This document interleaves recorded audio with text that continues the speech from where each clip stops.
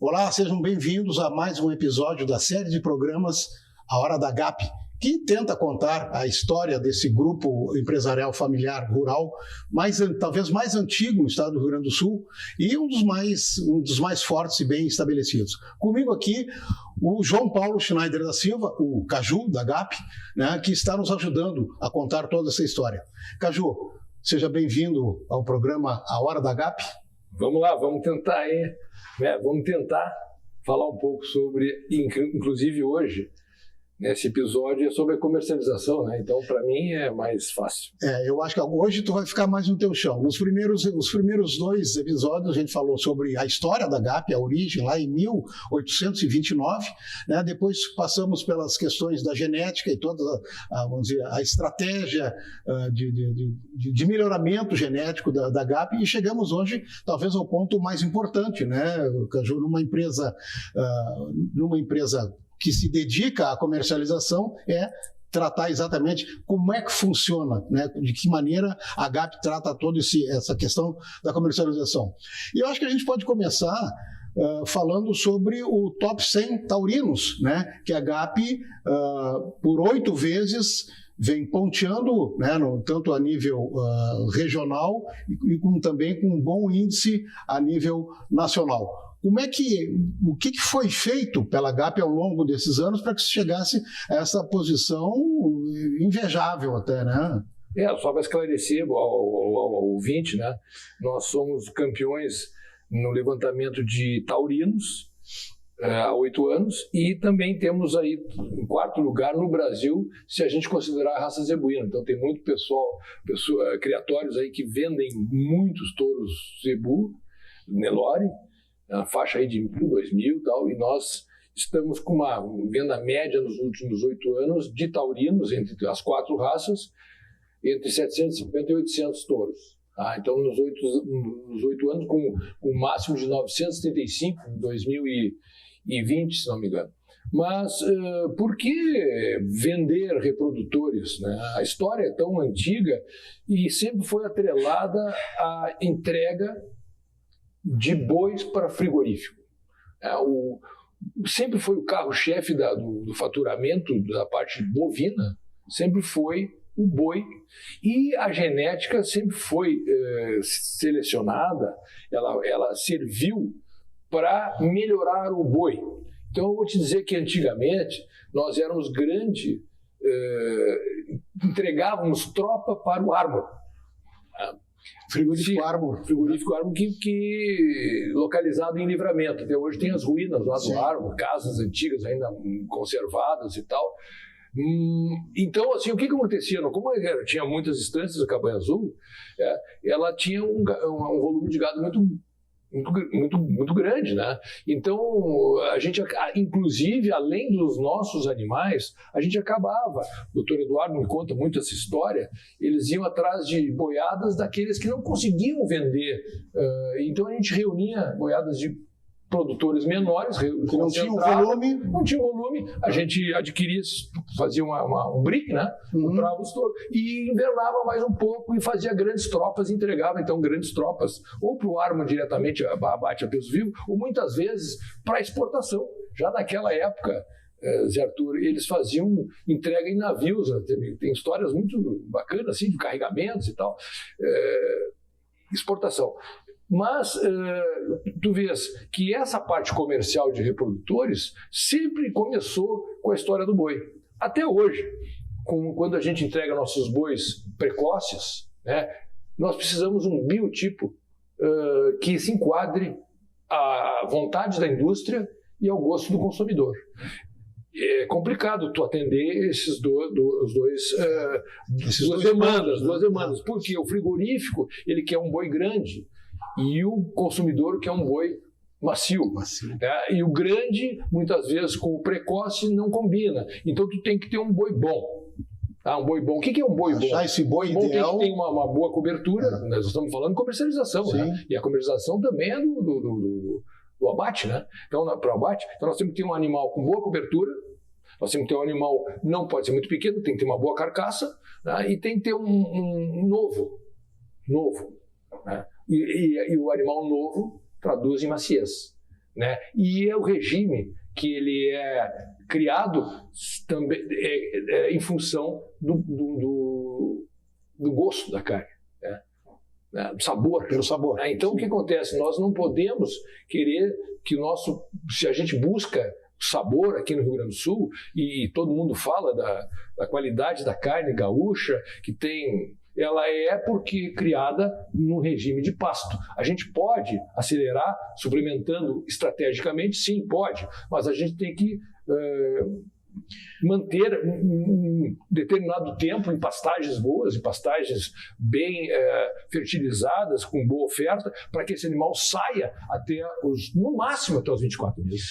Mas é uma conjugação importante que é característica aqui do Rio Grande do Sul, né? Que são as raças britânicas ou os seus cruzamentos britânicas ou europeias em cima de um pasto nativo bastante bom, vamos dizer assim. Sim, mas eu insisto, uma complementação. Eu insisto na genética. A genética ela sim tem que ser direcionada. Ou seja, só para te dizer, nós temos biotipos, temos alguns sêmen de alguns touros importados que não servem para um animal precoce.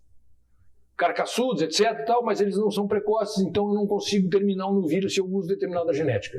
Então, o boi que a gente leva para os frigoríficos, Silva, Coqueiro, Crote, né, são os nossos clientes do nosso abate, somos fornecedores para esses frigoríficos que buscam qualidade, sim. Zimmer também, né?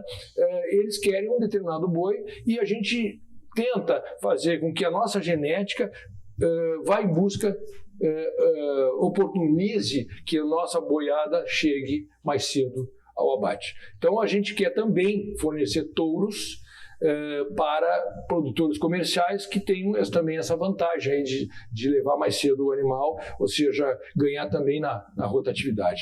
Mas a gente pode, Zé Arthur, se tu quiser a gente começar a contar como é que começou os leilões, etc. Né? Vamos chegar lá, mas eu só queria chamar a atenção exatamente para um detalhe, né, que talvez tenha passado, mas o sucesso da Agape como como criadores de animais de alta genética, de alta performance, né, resultando em prêmios em Expo Inter e exposições no Brasil inteiro, ele vem em função da comercialização. Quer dizer, a genética foi buscada para melhorar a comercialização e não ao contrário. Exatamente. Tu sabe que tem um episódio aí, um quebra de paradigmas, que foi a introdução do New Type, que nós estávamos comentando antes. O Dr. Lauro, ele foi muito questionado, até o técnico dele, o Wilton Jacques, uma vez que jogou em Palermo, nós importamos, naquele tempo a Cabanha Azul, importou uma genética diferenciada para produzir novilhos maiores. Que a gente precisava, né, invernada novilhos maiores, e a gente não estava contente com o piticinho, aquele peludo que os caras até para tirar fotografia botavam dentro do feno. Então aquilo era o bom na época, né? Então a gente chamava aquilo old type. Quando introduziu o new type, animais maiores, foi um Deus acuda, né? Segunda metade da década de 70, eu acho, ali de 75, 80, eu me lembro dos fatos na Expo Inter que aconteceram. Falamos de 50 anos atrás, né? Mais ou menos. Então tá. Então a Cabanha Azul foi pioneira nessa busca de um melhor carcaça. Sim. Refletindo também no nosso gado, né? O nosso gado todo, mas então a gente buscou essa genética. Então já começa por aí uma busca. Naquela época nós não tínhamos um melhoramento objetivo, né? Melhoramento com base objetiva. Adotando programas de melhoramento, naquela época o técnico era fundamental e a Cabanha Azul tinha bons técnicos. Tinha bons técnicos. E o Jacques é um homem que a gente não pode esquecer, que ajudou muito o Dr. Lauro na busca do melhor biotipo. Então, mas depois eles começaram a ser procurados na Cabanha Azul, porque eles, como investiam muito em genética, o gado era muito bom. Então, sempre sobrava um pouco de touro para poder comercializar. Ou algum touro usado, o pessoal ia buscar. Mas era tanta gente que começou a visitar a Cabanha Azul, lá nos 1960, por aí, que eles resolveram, então, vamos fazer leilão. Então, em 1963 foi o primeiro grande leilão da Cabanha Azul. Já tinha um leilão, se não me engano, do pessoal da Santo Ângelo, dos Bastos, né, a família Bastos. Também tinha da família ali do São Luís, né, do Flodoaldo Lima Silva, né, e Luiz Flodoaldo, né? E aí fizeram um leilão da Cabanha Azul. Aqueles leilões eram muito festivos e aí ficou a fama dos leilões, eram 2 dias, né? Só que os leilões eram feitos, a festa era na Fazenda Azul e o Tatersal, o local de leilão, o recinto, era do outro lado do Garupá. O que acontecia? Em setembro, de vez em quando, dava aquelas chuvas que não se esperava, né? Não tinha tanta previsão, né? E marcava a data do leilão e daqui a pouco ficava ilhado o pessoal do leilão em relação à casa, ou o pessoal da casa em relação ao recinto. O Garupá, que é o arroio que estava no meio, ele enchia e demorava para baixar. Bom, nós já estamos entrando nas questões... Daí construíram um avanço, construíram um local de leilão lá na beira da estrada, na Fazenda São Pedro. Sim. Bom, então já entramos na questão da comercialização objetivamente, ou seja, os próprios leilões. E, né, como tu mesmo disseste, o quanto evoluiu esse mecanismo de venda. Como tu disseste, em 1963, leilões eram uma raridade e leiloeiros muito mais raros ainda, eram muito poucos. E de lá para cá esse mercado, né, essa arte de vender, né, evoluiu bastante. Eu me lembro de alguns grandes leilões que se fez aqui em Porto Alegre, além, é claro, de toda da temporada de leilões de primavera, né, da São Pedro, enfim. Mas chegou a pandemia e houve um movimento que já vinha mais ou menos evoluindo para os leilões virtuais, houve vamos dizer, precipitou. Como é que a GAP enfrentou essa... Porque a GAP sempre foi produtora de grandes leilões e excelentes de eventos sociais, né, que tinham também os seus leilões. E, de repente, isso passou a ser só a própria venda, né, no momento em que houve todo o isolamento provocado pela pandemia e não só a GAP, mas todos os grandes vendedores tiveram que se reinventar. Como é que isso pegou a GAP? Nós já estávamos preparados, Arthur. Nós já vimos fazendo isso há bastante tempo. Inclusive, fomos pioneiros. A primeira transmissão de canal rural de um grande leilão no interior foi da Cabanha Azul. Cabanha Azul. Então, vamos lá, Cabanha Azul. Em 93, eu te falei, o primeiro leilão foi em 1963. Em 1993, 30 anos depois, houve a cisão da Cabanha Azul. Aí nós fizemos a GAP, certo? Sim. Aí começa o Caju a ter mais influência ou mais responsabilidades em relação a essa parte comercial. Porque antes a Cabanha Azul que dominava o pessoal lá, o Salvador, o Dr. Macidinho, o Antônio Grande, eles que organizavam tudo. Mas aí quando a gente fez a divisão, eu tive que assumir alguma parte aí, como eu fazia parte comercial, eu tive que também organizar leilão. Então, logo em seguida, a gente convocou, tinha pouca oferta naquela época, a GAP, quando ficou com metade dos plantéis, né? E como é que nós vamos fazer um leilão grande? Então a gente convidou todos aqueles produtores que comungavam conosco da seleção objetiva. E fizemos então um grande momento de celebração dos criadores que usavam melhoramento animal com base objetiva, que eram os associados do Programa Natura. Foi muito legal. Era o leilão 5 estrelas. Em seguida, a gente começou a filmar lotes e colocar preço. Né? Eu tô oferecendo tanto na pista e complemento com uma oferta de animais talvez não tão destacados, mas de uma maneira mais comercial, já com valores. Né? Então a gente inventou o tal do preço fixo. Começou a fazer venda casada. A pessoa pode comprar no preço fixo se tu comprar em pista. Então, aí nós começamos a colocar catálogos mais informativos, coloridos, com direcionamento, os catálogos inteligentes, tá? Sim. Que tu oferecia o produto na pista e tu já sugeria para o produtor de acordo com o que ele queria. Se ele quer produzir terneiro ou um boi, ou se ele quer também mandar um animal para fora do estado. Uma das coisas interessantes que eu quero dizer é que a gente exportava muita genética. Os leilões da GAP foram também os precursores de vender muita genética para fora. E essa genética toda, fêmeas e machos, acabou criando concorrência. Sim, no outro lado, né? Ao passo que hoje nós enfrentamos aí outros criatórios que também vendem, então nós não somos sozinhos mais para vender Brangos e Braford lá para cima. Hoje nós temos muita companhia, muita concorrência.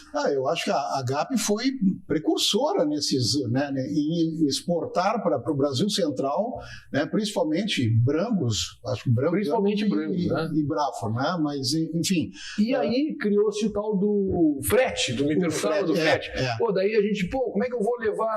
Aí o cara entrava no canal lá, assistia o leilão, dava lance, como é que eu vou fazer? Frete free para determinada quantidade. Isso vocês estabeleceram pontos fixos de entrega de carga. E depois a gente teve que se arrepender um pouco, sabe? o custo do frete aumentou muito, o preço do torto não tanto, então a gente teve que acomodar, fazer o frete facilitado. Então, demos um passo para trás. Mas é assim, a vida é assim. Sim, sim. Então, outra coisa que a gente criou, junto com a minha cunhada Heloísa, a gente fez o Gap Card, que é um programa de fidelidade para compradores assíduos, né? Aqueles que compram repetidamente. A gente começou a dar desconto. Os fregueses de caderno. Cara bom aquele. Sim. E isso até hoje funciona. Funciona bem, tanto que a gente tem tem os clientes normais, os clientes do dia a dia, mas tem aqueles clientes que todo ano, repetidamente, compram, investem na nossa genética.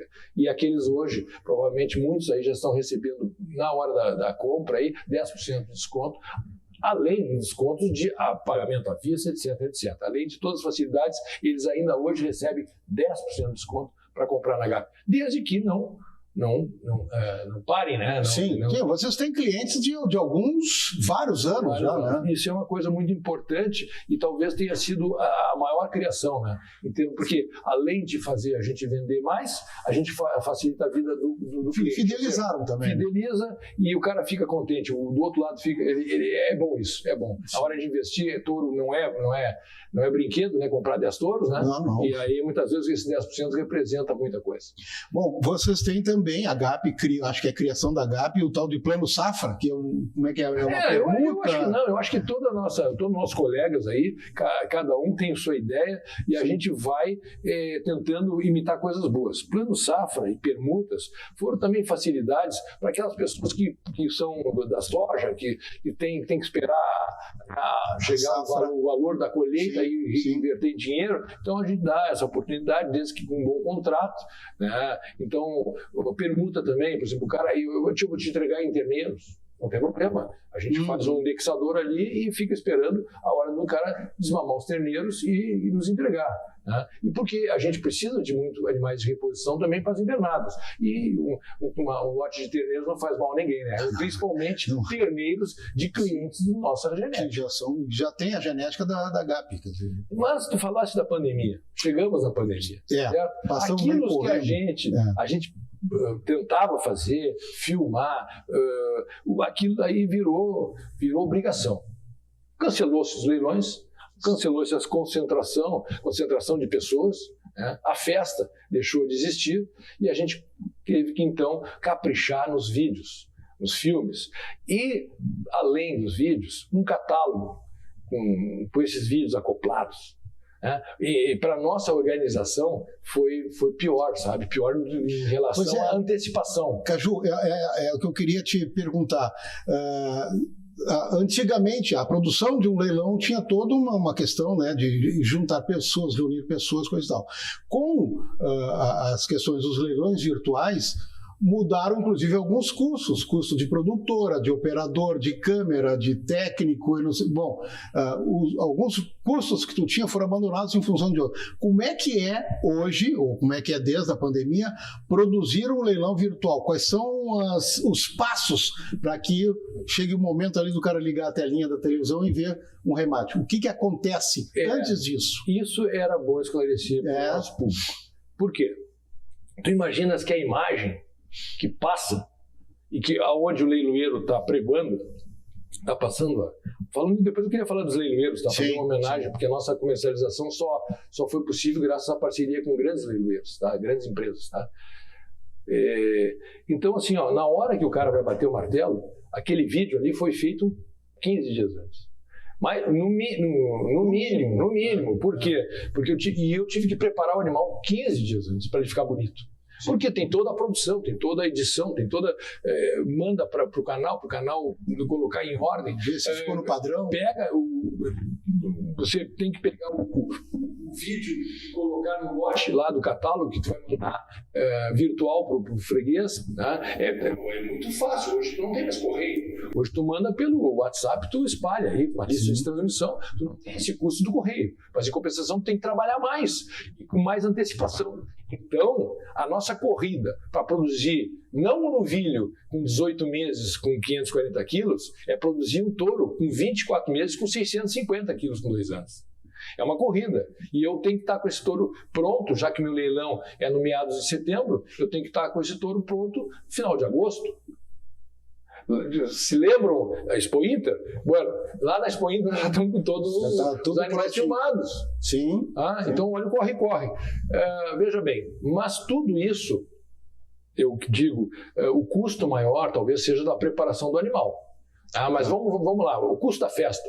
Eu deixo, muitas vezes, de ter um custo de festa, mas eu faço os dias de campo prévio para mostrar a tourada. Na pandemia nem isso eu podia fazer, né? Mas hoje a gente faz os leilões virtuais muitas vezes porque o custo é menor da grande festa do leilão. A grande festa do leilão da GAP sempre teve um almoço regado a qualquer tipo de bebida, uma janta anterior, uma janta na noite do leilão e o almoço com o melhor bife de entrecô que pode existir, que é os nossos próprios animais que a gente abate e recolhe os entrecôs para dar com originação o produto, né? Então é um bife. Vocês não sei se conhecem lá, mas tem pessoas que entram 4 vezes na fila para comprar o bife. Então, é um absurdo, né? De que se gasta, porque hoje um entrecô está caríssimo, né? Sim. Então, mas a gente quer que isso aconteça. Estava incluído no custo do mas só que agora a gente, com o ciclo, quando a coisa começa a valer menos, a gente então dá uma recuada e está fazendo um leilão virtual, mas tenho certeza de que, assim como algumas pessoas da cidade dizem, o leilão passou a ser uma atração turística do município.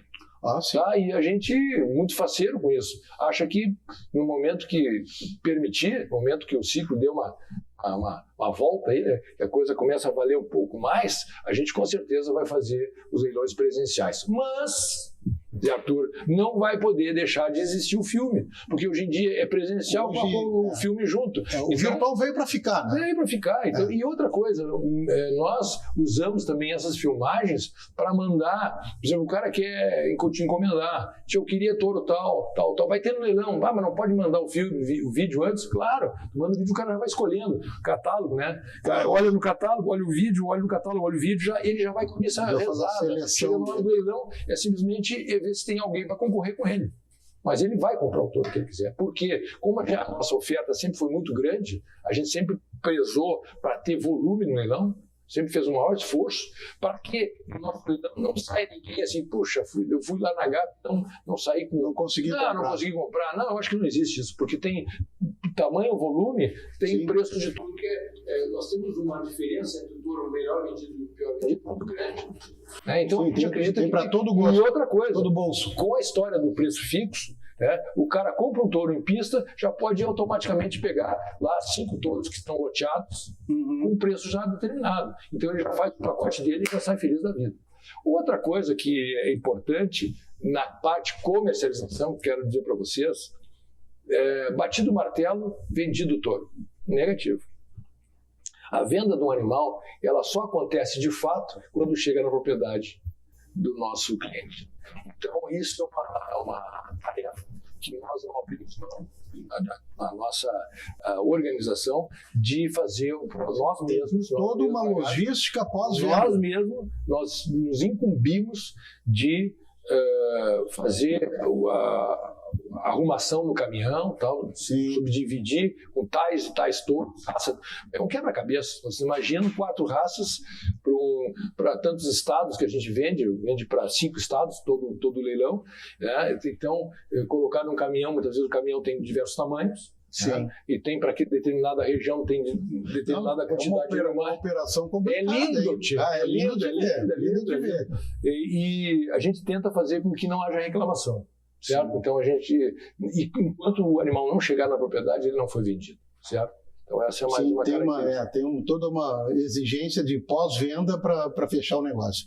Bom, Caju, tu tinha falado sobre os parceiros, né? Os leiloeiros. Quando se fala em leilão, a gente não pode deixar de lembrar o velho Trajano Silva, com a empresa dele, e agora o Marcelo Vadico, o Gonçalo, tantas pessoas que nos ajudaram, principalmente a empresa Trajano Silva, com toda a sua equipe, foi sempre companheira nossa, mas também, me lembro bem, trabalhamos já com Irmãos Bastos, com o Cabeto. O Cabeto tomando conta lá do leilão, na época do Cabanha Azul, teve um lapso de tempo lá que o Irmãos Bastos trabalhou conosco.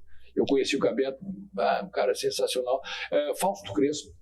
Gente, a gente trouxe muito touro aqui para Guaíba, né, fazendo só Devon e o Angus também, não sei como é o nome do leilão do Angus, e era muito bacana. Assim, o Fausto Crespo inventou um modelo novo de instalações rurais. O Fábio está aí. E no Mato Grosso, em São Paulo, a gente teve também vendas lá, o que a gente inventou de leilão? A gente fez leilão que não tinha leiloeiro, a gente fez leilão, o cara chegava na fazenda lá, era Gap Farm que chama, tá? Tinha mangueira separada, preços separados, então o cara podia comprar, quem chegava primeiro, que tirava o bico, fez de tudo.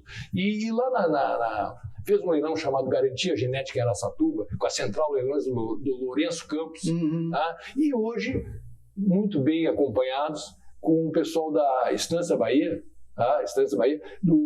família do Maurício Tonhá, né, que é um queridão lá, conheceu a faz os leilões para vocês lá em cima. Lá em Cuiabá, né? Então a oferta toda da Fazenda Sereno é colocada assim também de uma maneira virtual, né, com a equipe, eles mesmos fazem tudo, e a gente vai para o estúdio deles lá, onde a gente tem um ambiente como se fosse um leilão presencial, é convidado e fazemos no estúdio. Sim. Então é muito legal. Eu já fiz de tudo um pouco nessa parte de comercialização, e sempre, a partir de 93, eu tive que assumir, né? Eu assumi na parte da GAP. Sim, da parte toda que envolve desde a preparação, dentro da porteira, até a arte final, né?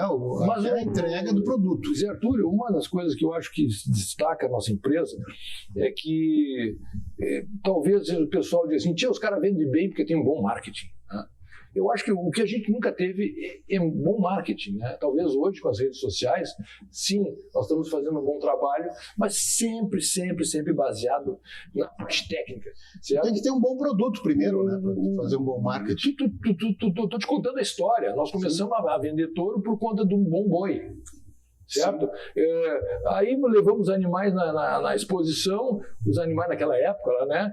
A Cabanha Azul ganhava todos os prêmios de Devon, Angus e Hereford, e aquilo o pessoal dizia, mas esse cara deve ter bom gado, então iam lá comprar. Aí compravam na fazenda, depois faz leilão. Aí o leilão oferta um monte de bicho com volume, sempre com muito volume, né? É oportunidade para todo mundo, né? E aí tu faz parceria com a universidade, aí tu faz parceria com os laboratórios, sempre buscando a excelência do produto, né? Então aquilo começa a repercutir e as pessoas eu vou lá porque lá os caras capricham, certo? E a gente nunca fez marketing. Aliás, o marketing da outrora não era muito bom, sabe? Não era muito bom.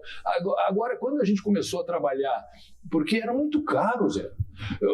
Tu fazia uma página no jornal, uma página para promover o teu leilão, uma página na revista, um comercial na televisão. Custava uma fortuna. Era inviável, inviável. Tu tinha que fazer um projeto, uma orçamentação de X% da probabilidade que tu ia vender, que chegava quase a 10% de toda a receita só em promoção. Tu fazia 10%. E hoje em dia está muito menor isso aí. Com a rede social tu alcança muito mais gente, é muito mais barato, né, a rede social. Sim. Então, e hoje talvez a gente tenha o melhor marketing, certo? Porque a gente com menos preço consegue informar mais. Mas para isso sempre tem que ter um produto de qualidade, né? Sem qualidade o teu marketing não sobrevive. Por isso que eu digo, talvez o nosso marketing foi a obstinação das pessoas a produzir coisa boa. Sim. Caju, eu acho que falamos bastante sobre comercialização. Eu te agradeço, né, por mais esse episódio que a gente vem aí contando a história, né, do Grupo GAP nesse programa A Hora da GAP. Nós voltamos para mais um próximo episódio em breve. Até lá.